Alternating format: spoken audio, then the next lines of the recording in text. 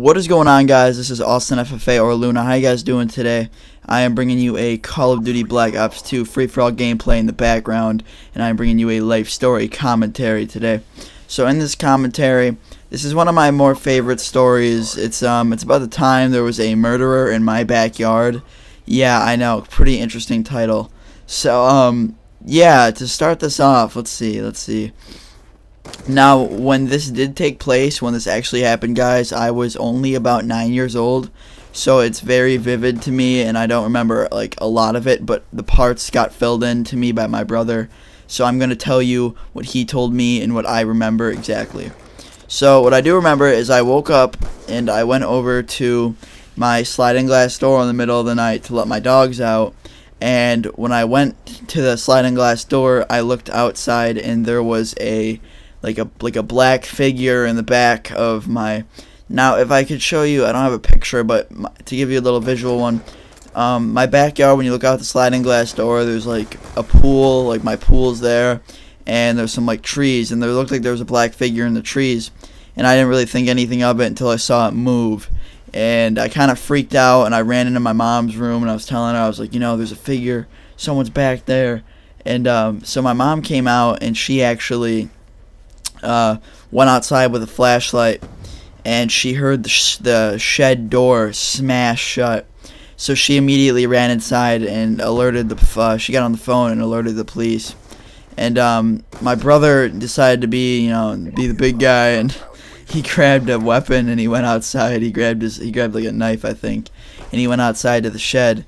And what happened was he popped open the door and no one was in there, but the window was open.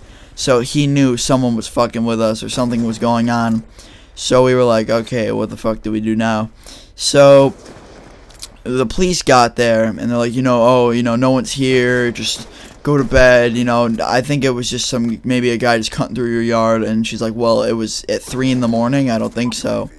So they left, and just kind of left, and we were all kind of banged up about it. So a lot of us were having trouble sleeping. So my mom actually looked out the window when she was sleeping, and she saw this like figure move again, kind of like what I described when we first saw this thing in the backyard. So she immediately called the cops again, and they were back at the house, and sure enough, we looked and the shed door was open this time. So we knew we didn't leave it open. I remember her shutting it, and I vividly remember that. So we were really freaked out this time. We're like, okay, who's screwing with us? What's going on? It got pretty scary. So the cops got there. They went to the shed. Once again, the window was open. The door was open. Some of the shit was like turned over. Like my tires were over. Like there was tires in there, and that was all over the place. And so they're like, all right, we don't know what's going on. We're gonna post up here in the backyard for the night, and we'll tell you what goes on. So we all went to bed, feeling a little bit more safe and secure due to the fact that we had police officers in the backyard. We had like 5 or 6 police officers just in the backyard in chairs, just waiting to see if anything would happen. So the next morning we woke up, and the police were like, oh, we didn't find anything. So we're like, great, fuck, some dude just was fucking with us, whatever, we're fine. So that we went on with our day. The night came along again, and this time it was a Saturday night. So I was chilling with some buddies of mine, and we happened to be on the trampoline. So we were jumping around on the trampoline doing what kids do, and I once again the shed door, and the shed is located right next to the fucking trampoline. So I see the shed door just fucking bust open, and I was like, what the fuck was that? My dog started freaking out.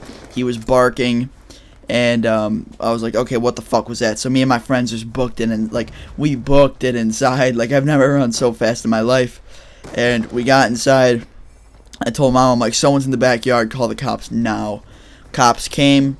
This time they opened the shed door, and sure enough, for some fucking reason, there's some dude sitting on the floor, laying there, with a sleeping bag and a pillow. and they told the guy, put your hands where we can see him. They put him under arrest, and they were asking him some questions, and they're like, why are you in, like, why are you just sitting in these kids, like, why are you chilling in the shed? And he's like, I plan to do something to them. And they're like, well, what did you plan to do? I was gonna strike tonight. And they're like, what do you mean? He's like, I've been planning this for a week. So basically what he was planning, guys, is he planned to fucking literally wait in my shed, come into our house, and kill us. And we have no idea why, because this guy has no background history with our family or anything like that. So it was just so sketchy, and we were so lost for words.